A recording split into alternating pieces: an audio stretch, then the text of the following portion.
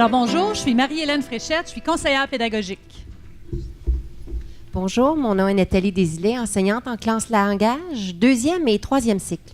Bonjour, mon nom est Brigitte Hamel, 4e année. Bonjour, mon nom est Marie-Noëlle Dalpé et je suis en première année en co-enseignement. Bonjour, mon nom est Suzanne Gagné, je suis directrice.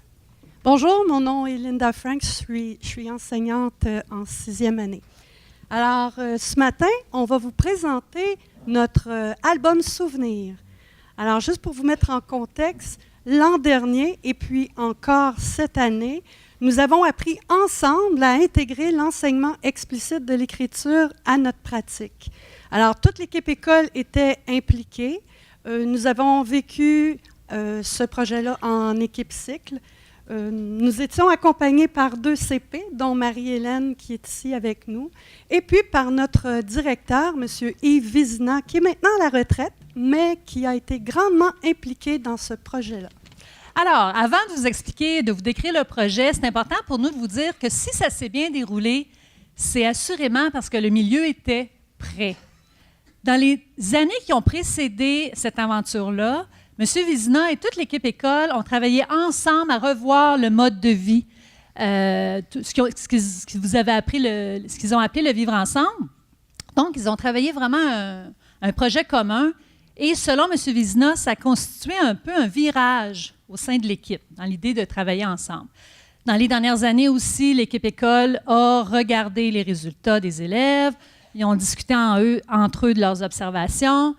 Moi, ils m'ont invité, il y a 2 ans, ils m'ont invité à aller parler des pratiques efficaces. Bref, il y a eu beaucoup de petites actions, ce qui fait que lentement, il y a une préparation de terrain, lentement, la culture du milieu s'est transformée. Alors, l'année passée, à la rentrée scolaire, les gens étaient prêts à apprendre ensemble. Ils avaient décidé, la priorité, c'était l'écriture, ils étaient prêts et surtout, ils étaient volontaires. Alors, voici comment s'est vécu notre beau projet de collaboration. Alors, d'abord, nous avons eu une formation de 3 heures avec Marie-Hélène. Donc, tous les enseignants de l'école, nous avons assisté à cette formation-là, ainsi que la direction. Et puis, c'était sur l'enseignement explicite de l'écriture. Et à la fin de ce 3 heures-là, on avait une bonne idée déjà de ce que c'était l'enseignement explicite en écriture. Mais on sait, la théorie, c'est bien insuffisant pour que les enseignants transfèrent la notion dans leur pratique. Donc, ce qu'on a fait, et de concert avec la direction, c'est qu'on est parti d'une structure de formation, une formation 3 heures, c'est un modèle plutôt sécurisant pour les enseignants, et on a décidé de glisser tranquillement vers un projet collaboratif, vers une structure collaborative pour la partie transfert dans la pratique. C'est important de dire que dans cette formation-là, moi, je me suis mise en modèle. À 2 reprises, j'ai animé une leçon d'enseignement explicite en écriture. C'était comme vous étiez les enseignants, les élèves, moi j'étais l'enseignante. Donc, j'ai adopté la même posture que je savais que dans les prochaines semaines, ils auraient à adopter, c'est-à-dire enseigner devant des pairs et analyser sa pratique ensuite ensemble. Donc, maintenant, la partie collaborative. Donc, chaque cycle a ainsi vécu ce que nous avons appelé les classes laboratoires, c'est-à-dire qu'on s'entraînait ensemble à enseigner explicitement l'écriture aux élèves. Donc, la première rencontre, on planifiait cette rencontre-là, on planifiait une leçon. Puis, durant cette rencontre, les échanges étaient vraiment riches et ça nous permettait de comparer ce qu'on avait compris de la formation. C'est sûr, moi, assister à cette planification-là, ça me donnait directement accès à leur compréhension. Donc, je pouvais féliciter, encourager, puis des fois préciser des petites choses par rapport à cette notion-là. Puis cette rencontre était payante pour développer une vision commune de ce qu'était l'enseignement explicite. Mais pour apprendre, il fallait aller plus loin. Il fallait aller ensemble en classe, pas juste comprendre la théorie. Alors, les rencontres 2 et 3 se sont toujours vécues en équipe cycle. Et puis, au début de la rencontre, il y a du temps qui nous était alloué pour la planification de notre leçon. Et par la suite, moi, je suis au premier cycle, donc je vais vous expliquer comment ça s'est vécu, là. Donc, nous sommes allés dans ma classe, j'ai fait ma leçon aux premières années, et il y avait la direction, il y avait la CP, et il y avait les enseignantes de 2e année qui étaient dans le fond de la classe. Et donc, nous étions observés. Et par la suite, nous allions dans une classe de 2e année.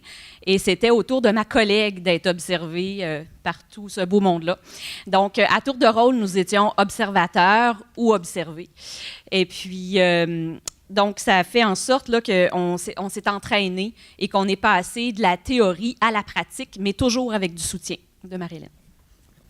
Puis finalement, bien, on revenait ensemble, on se réunissait, la direction, les CP et puis les enseignants. On analysait ce qui s'était passé. On discutait de nos observations, que ce soit sur la clarté du point d'enseignement, le modelage, s'il était bien fait, les points, les exemples, les contre-exemples, s'ils étaient précis, puis évidemment sur l'engagement des élèves durant l'activité. Je vous dirais que ces temps d'échange-là étaient vraiment très puissants pour le apprendre ensemble. En fait, c'était le moment de collaboration le plus important. Alors, les rôles. Les rôles des enseignants étaient, de prime abord, de planifier les mini-leçons. Ensuite de ça, on allait vivre ces mini-leçons-là en classe et par la suite, on revenait ensemble pour échanger, se donner des commentaires, de la rétroaction. Au début, c'était un peu gênant. On était un petit peu mal à l'aise, mais tout doucement, on a appris à s'ouvrir et à échanger, à se donner des commentaires et surtout à en recevoir. Et tout ça se faisait dans le respect. La direction a joué un rôle vraiment essentiel dans ce projet-là. M. Vizina a assisté à toutes les planifications. Il planifiait même avec ses équipes.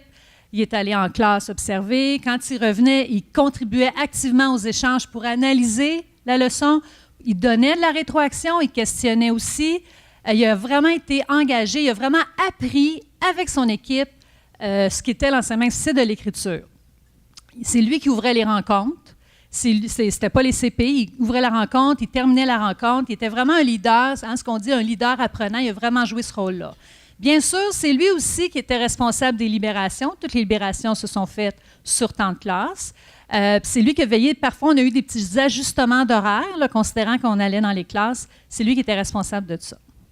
Pour ma part, ainsi que ma collègue Sylvie, les CP, on était un peu les gardiennes du modèle de l'enseignement explicite, un peu les modèles du côté théorique.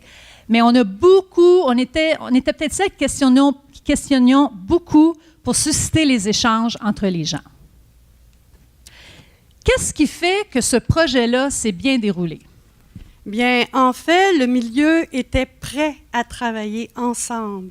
Le climat à l'école Jolivan, excusez-moi, le climat à l'école Jolivan est très bon. C'est un milieu qui est ouvert, qui est accueillant. C'est aussi un milieu qui accepte assez facilement les nouveaux défis. Comme Marie-Hélène le disait tout à l'heure, le directeur était très présent, mais je pourrais ajouter qu'il savait nous mettre en confiance. Au début de chaque rencontre, il y avait sa petite phrase qui nous disait « Soyons humbles, on n'est pas là pour juger et être jugé, on est ici pour apprendre et pour s'améliorer ». Alors, en aucun cas, on s'est senti jugé, soit par les CP, soit par la direction, ou même par nos collègues, parce qu'on avait adopté une position là, de compréhension. Nous-mêmes, on avait été observés chacune à notre tour. Donc, ça nous a vraiment permis de nous concentrer, à se questionner, à travailler ensemble. Et à ce qui était l'essentiel, dans le fond, c'est notre développement professionnel. Alors, on a aussi pu vivre des moments d'animation à deux. C'était très rassurant. En fait, ça diminuait la pression de cette nouvelle façon d'apprendre. On avait aussi la présence des CP qui nous aidaient à mieux comprendre le sujet, qui nous donnaient aussi de la rétroaction et en fait nous apportaient des éléments plus pointus pour nous et ce qui nous permettait de mieux comprendre ce que c'était que l'enseignement explicite. Alors, les effets? Alors donc, cette formation, ce n'était pas juste une transmission d'informations, puis je retourne dans ma classe toute seule. J'ai appris parce que j'ai pu échanger, j'ai préparé des leçons, puis j'ai analysé ce que l'on venait de vivre ensemble. Il est certain qu'on est sorti de notre zone de confort, puis on s'est rendu vulnérable, mais c'est la première fois que je réalise que je me sens vraiment outillée et confiante pour poursuivre. Pour ma part, moi, j'ai appris à mieux planifier. Mes intentions étaient plus ciblées, plus claires. Lors du projet, j'ai dû consulter ma PDA pour pouvoir bien cibler mes enseignements. Moi qui suis en co-enseignement, en fait, avec ma collègue, là, donc on a réalisé, dans le fond, que on enseignait, on suivait la PDA, on avait des notions qu'on enseignait, mais souvent, il y avait des sous-notions qu'on escamotait. Donc, ça nous a vraiment permis de renforcer notre planification. Et puis, ça nous a permis aussi de passer... avant, on laissait les élèves aller rapidement en pratique autonome, alors que maintenant, on axe davantage sur la pratique guidée. Et finalement, il y a eu un transfert aussi dans l'enseignement explicite de l'écriture. Au début, c'était difficile, là, pas difficile, mais c'était plus long de concevoir les leçons. Et là, plus on le fait, plus on est habile. Et donc, on peut faire le transfert soit en mathématiques ou en lecture. Et moi, un autre effet que ça a eu chez moi, c'est que toutes ces discussions qu'on a eues m'ont conduite à être plus consciente de ma façon d'enseigner. Puis ce qui fait qu'aujourd'hui, on discute beaucoup plus pédagogie entre nous. Puis, au niveau des élèves, bien, on a remarqué un plus grand engagement de leur part et surtout aussi une meilleure écoute quand on faisait la technique du haut-parleur. Alors, en ce qui a trait à nos fiertés, alors même si ça fait plusieurs années que j'enseigne, tout à l'heure, on en parlait, là, mon sentiment de compétence est vraiment renforcé. Moi, ce qui me rend le plus fière, c'est de sentir que je peux encore m'améliorer, puis de faire en sorte que mes élèves soient meilleurs. Bien, vous savez, c'est pas facile d'être observé par nos pairs ou encore par nos supérieurs. Alors, moi, ma plus grande fierté, ça a été d'être capable de passer par-dessus le jugement des autres. Moi, ma plus grande fierté, c'est que mes collègues sont venus dans ma classe et ils ont pu voir ce que les enfants en difficulté étaient capables de réaliser.